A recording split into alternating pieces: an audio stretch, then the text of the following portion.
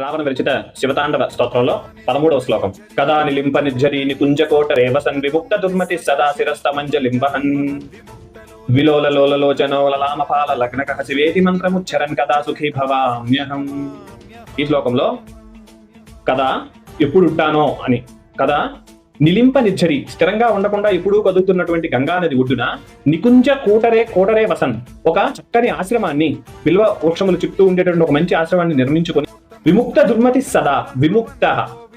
దుర్మతి అంటే చెడ్డ మనస్సును విముక్త విడిచిపెట్టి అంజలింబహన్ తలపైన అంజలి ఘటించి విముక్త లోలలోచనం అంటే అత్యంచలమైనటువంటి కంటిని, ఆ యొక్క దృష్టిని ఎటూ మరల్చకుండా ఒక దగ్గర కేంద్రీకృతం చేసి, ఎక్కడ లలామ పాల లగ్నకః లలాటంలో పాలభాగం మధ్యలో లగ్నంగా ఉంచి వేతి మంత్రం ఉచ్చారణ ఎప్పుడూ శివనామస్మరణ చేసేది ఎప్పుడు ఆ భాగ్యం నాకు ఎప్పుడు కలుగుతుందో అని ఈ శ్లోకం యొక్క అర్థం. నిత్యము ప్రవహిస్తున్నటువంటి గంగా నది ఒడ్డున ఒక పర్ణశాలను ఏర్పాటు చేసుకుని చక్కని ఆశ్రమం దగ్గర దుర్మతిని విడిచిపెట్టి చెడ్డ ఆలోచనలు విడిచిపెట్టి చెంచరిస్తున్నటువంటి కనులను లలామపాల లగ్నకః పాలభాగం నందు కేంద్రీకృతం చేసి ఆ శివుని యొక్క ధ్యానం నాకు ఎప్పుడు కలుగుతుందో, ఆ భాగ్యం నాకు ఎప్పుడు కలుగుతుందని ఈ శ్లోకం యొక్క అర్థం.